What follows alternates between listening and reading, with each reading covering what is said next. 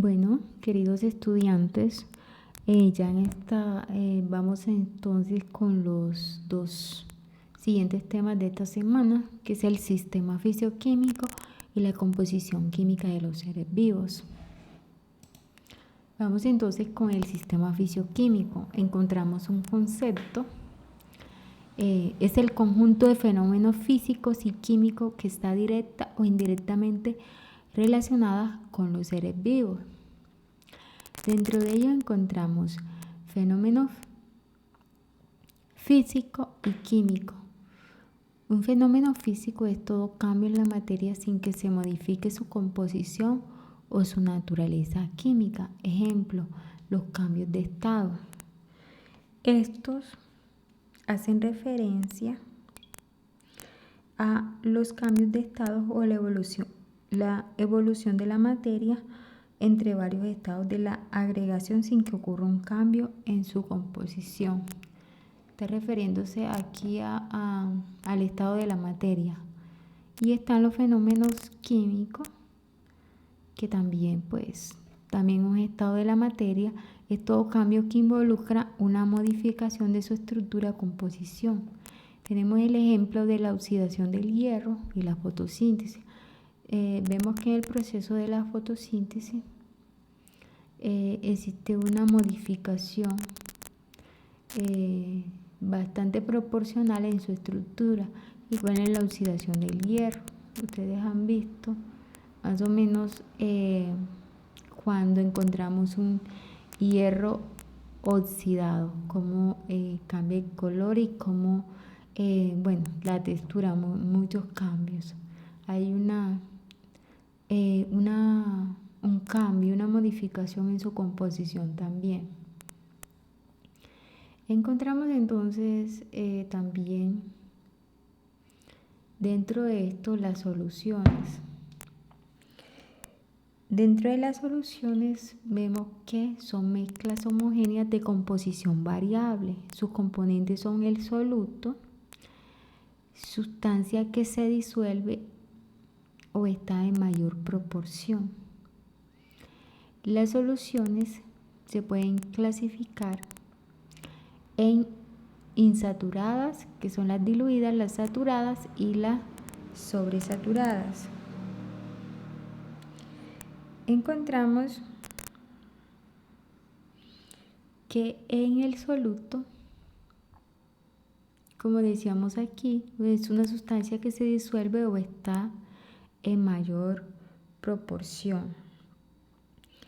El soluto es la liquidencia que se disuelve, es decir, que se parte o se pinta de otra sustancia, que es el disolvente, por lo que se puede encontrar en un estado de agregación diferente al comienzo del proceso de disolución y de experimentar una transmisión de fase.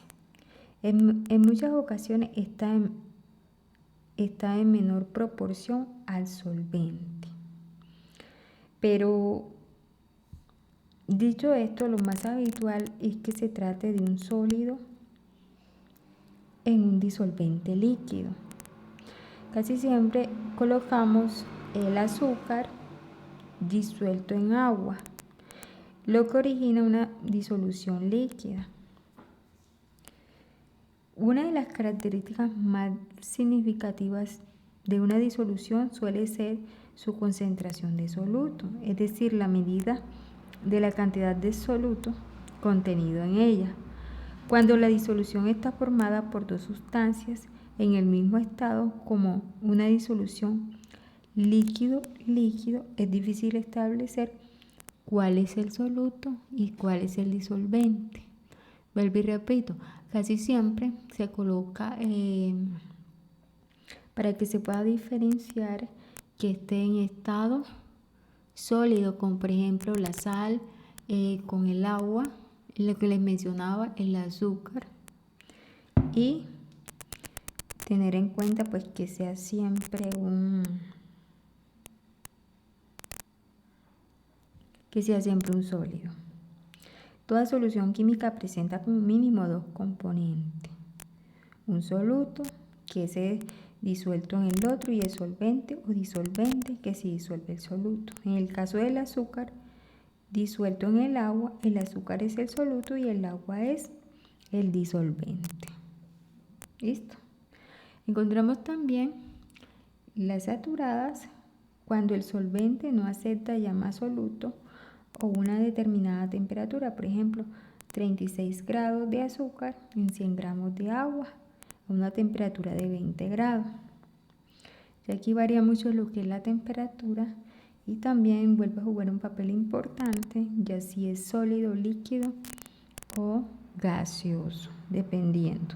Ya ustedes en el módulo de química y anteriormente también hablábamos de estas tres formas de la materia, que son líquido, sólido y gaseoso. Finalmente encontramos las sobresaturadas, como la saturación que tiene que ver con la temperatura. Si incrementamos la temperatura, se puede forzar el solvente a tomar más soluto del que ordinariamente se puede, obteniendo una solución sobresaturada, saturada en exceso, podría decirse. Sometida a un calentamiento, la solución tomará mucho más soluto del que ordinariamente podría. Podríamos hacer un ejercicio con referente a esto. Probar el ejercicio con el azúcar y a una determinada temperatura. Ya yo les colgaré el taller para que ustedes puedan hacer su respectivo ejercicio. Encontramos aquí también los medios. En los medios encontramos hipo, iso e hipertónico. Un medio con relación a otro de referencia es el hipotónico, cuando su concentración de soluto es menor, y el isotónico, cuando su concentración de soluto viene siendo igual, y el hipertónico, cuando su concentración de soluto viene siendo mayor. Encontramos también los fenómenos físicos. Los fenómenos que están estrechamente relacionados con los seres vivos, como son la difusión, la osmosis, la fagocitosis, pinocitosis, plasmólisis, crenación, capilaridad, imbibición, coloides y el pH. En la difusión encontramos movimientos de partículas de una zona de mayor concentración a otra de menor concentración. Vamos a buscar un ejemplo de cada uno de ellos más adelante. Aunque en los últimos encontramos aquí en nuestro tutorial un ejemplo de esto. Seguimos con la osmosis.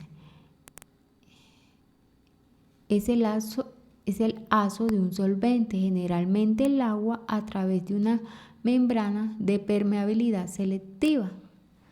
Ya sí hay que colocar un ejemplo. Vamos a dejarlo de tarea. La fagocitosis consiste en incorporar partículas sólidas a la célula. La pinocitosis se incorporan a la célula partículas en solución. Plasmólisis es la absorción de agua por parte de una célula que se encuentra en un medio hipotónico. En los glóbulos rojos de la sangre se llama hemólisis. La crenación viene siendo la pérdida de agua por parte de una célula que se encuentra en un medio hipertónico. Capilaridad es la propiedad que tienen las moléculas de un líquido de adherirse a cualquier superficie que se pueda humedecer. Imbibición, propiedad que tiene alguna sustancia de atraer agua. Aquí encontramos el ejemplo, como la goma. Encontramos los coloides, son mezclas intermedias entre las homogéneas y las heterogéneas. Presentan dos componentes, fase dispersa, dispersoide y un medio dispersante. Se clasifican en soles.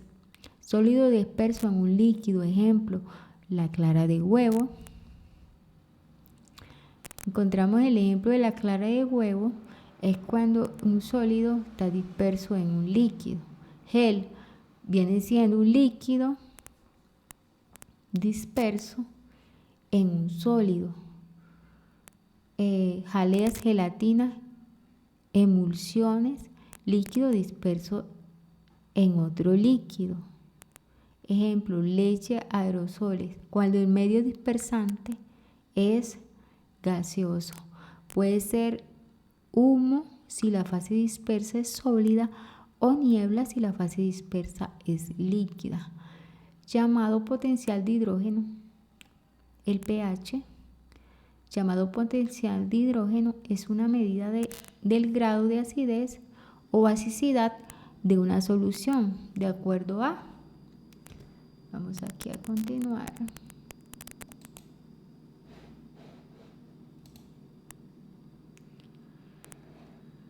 Bueno, aquí encontramos, antes de continuar, encontramos el ejemplo ácida.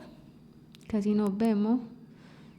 Tenía que colgarles otra imagen mucho más visible.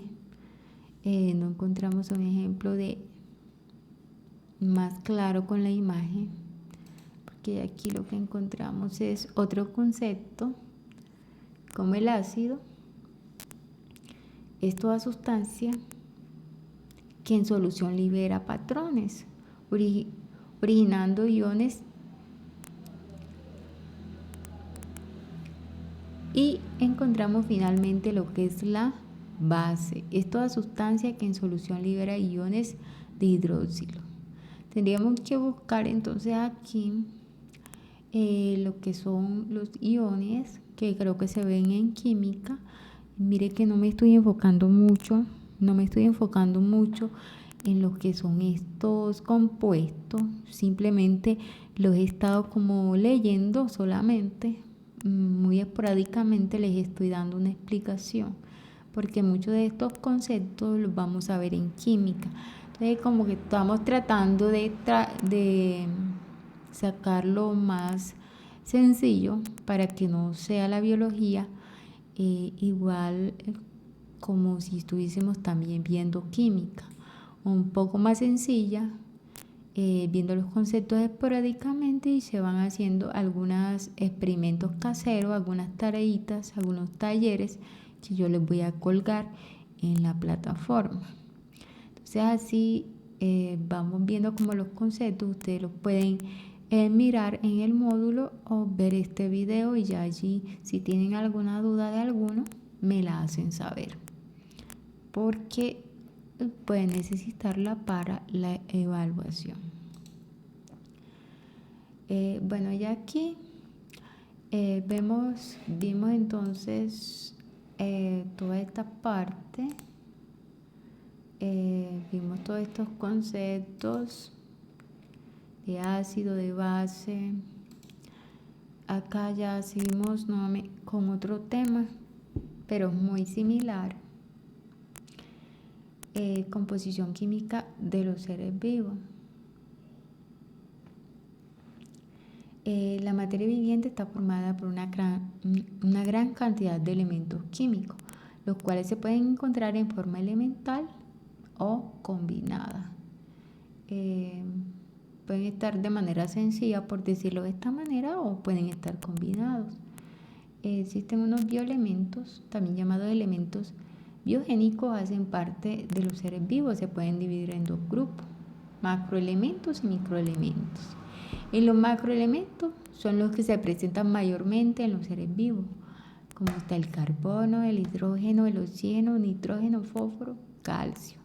Y en los microelementos, estos se presentan en menor proporción, pero igual son indispensables para los seres vivos.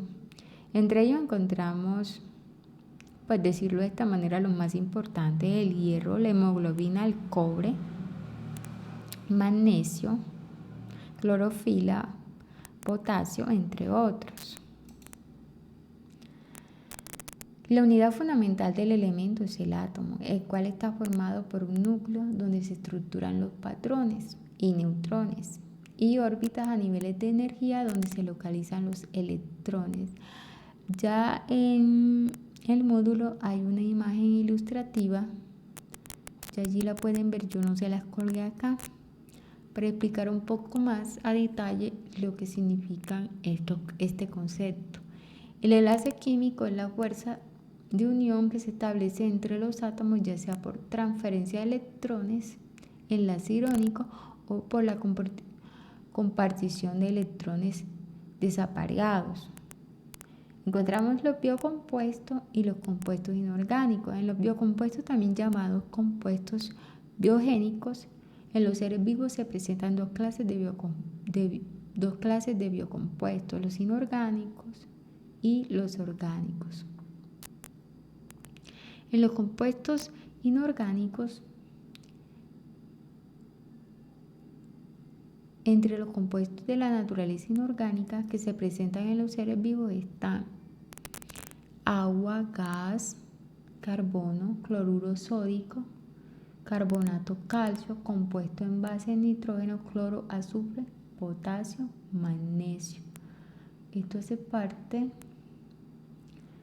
de los inorgánicos. Básicamente es lo que encontramos nuevamente en los elementos de la tabla periódica. Esto es cuando nos hablan de inorgánico, bueno, lógicamente es lo contrario a los compuestos orgánicos, pero igual hacen parte de la naturaleza y se presentan en los seres vivos.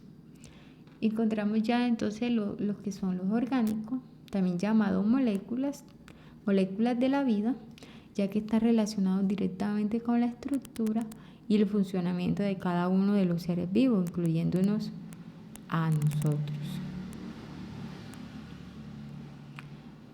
Bueno, encontramos también dentro de esto, aquí faltó algo, había unos ejemplos, están en sus módulos, aquí no están colgados, pero ustedes los pueden ver perfectamente. Sí, pueden descargar el módulo y allá los van a encontrar. Encontramos los carbohidratos, también llamados azúcares. Yo creo que alguna vez hemos estado escuchando sobre ellos. Están formados por CH. Son la principal fuente de energía por su alto potencial energético. Se le llama combustible. Vamos aquí un momento. Vamos a ver. Permítanme. Bueno. Se le llama combustible. Aquí vamos a rodar un poco para acá para poder ver. Se clasifican en monosacáridos, azúcares simples como la glucosa, ribosa, galactosa y fructosa. Disacáridos encontramos sustancias hidrolizables como sacarosa, glucosa más fructosa, lactosa igual a glucosa más galactosa, maltosa igual a 2 glucosas. Y polisacáridos encontramos almidón, glucógeno y celulosa. Bueno, todas estas cosas vamos a definirlas más adelante y encontramos también cómo se diferencian entre sí cada una de ellas. Y se van a dar cuenta que muchos de estos conceptos son usados en nuestro diario vivir. Bueno, aquí encontramos otros. Rápidamente, vamos aquí. Los lípidos compuestos formados por CH y O. Son los principales compuestos de reserva energética. Se dividen en glicéridos, fosfolípidos y los esteroides, que incluyen a un conjunto de hormonas. Además, los lípidos son termorreguladores. Bueno, vamos a hacer un ejercicio también de los lípidos para que ustedes puedan desglosarlo un poco más. Los aminoácidos son las unidades básicas que forman a las proteínas. Están formadas por dos grupos: el amino, NH2, y el ácido, COH. Se clasifican en aminoácidos neutros, ácidos y básicos. Los aminoácidos tienen como fórmula o estructura general pueden ser aminoácidos esenciales o indispensables. Lo que en el organismo no puede sintetizar debe ingerirse en la dieta, y no esenciales o dispensables lo que el organismo sintetiza. Les decía que muchos de estos conceptos que les estoy hablando aquí rápidamente, los lípidos, los aminoácidos, los azúcares, las proteínas, muchos de ellos vamos a encontrar que los usamos en nuestra vida diaria y que ayudan a nuestro organismo, que hacen parte también de nuestro cuerpo. Y las proteínas son compuestos cuaternarios formados por CHON. Miren que ya tienen más elementos, tienen como función, miren la función que tiene muy importante, la formación de tejido, elaboración de anticuerpos y la reserva de energía. Por eso es muy importante consumir alimentos con altos grados de proteínas. Las proteínas se clasifican en simples o conjugadas. Hay dos, hay que analizar y desglosar también lo que son cuáles son las simples y cuáles son las conjugadas. Encontramos también las enzimas, son proteínas que actúan como biocoalizadores en procesos metabólicos sobre sustancias llamadas sustratos. Se nombran con el sufijo asa, sacarasa, lactasa, hidrogenasa. Miren allí. Entonces, rápidamente, los nucleocitos son compuestos base de ácidos nucleicos,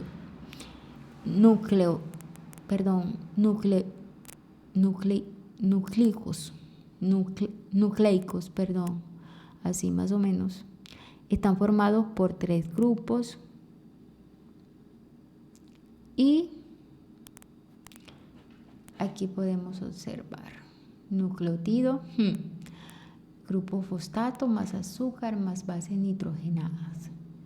Encontramos también los ácidos nucleicos, son sustancias químicas que se forman dentro de la célula y su fusión está relacionada con la transmisión de los caracteres hereditarios.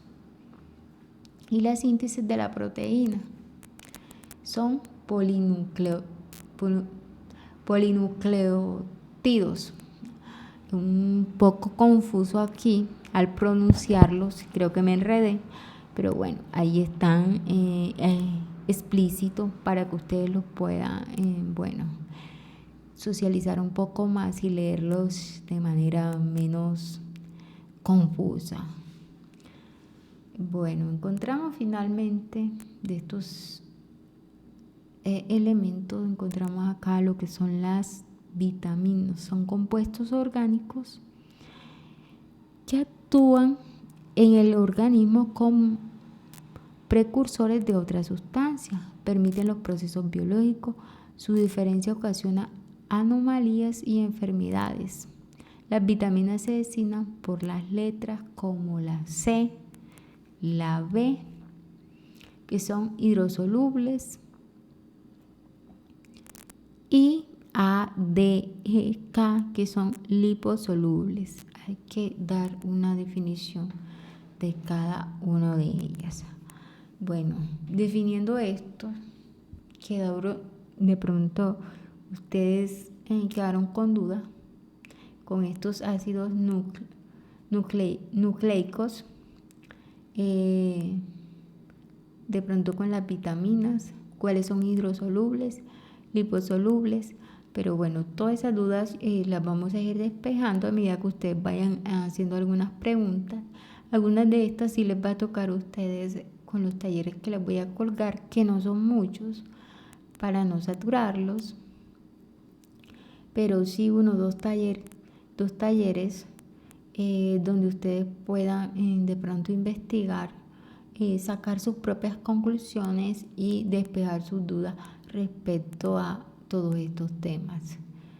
Ya finalizaríamos con esto la primera semana. Ya lo que viene para la otra semana les comento que es mucho más parecido a la biología que a la química, y ahí sí nos vamos con lo que tiene que ver con la célula.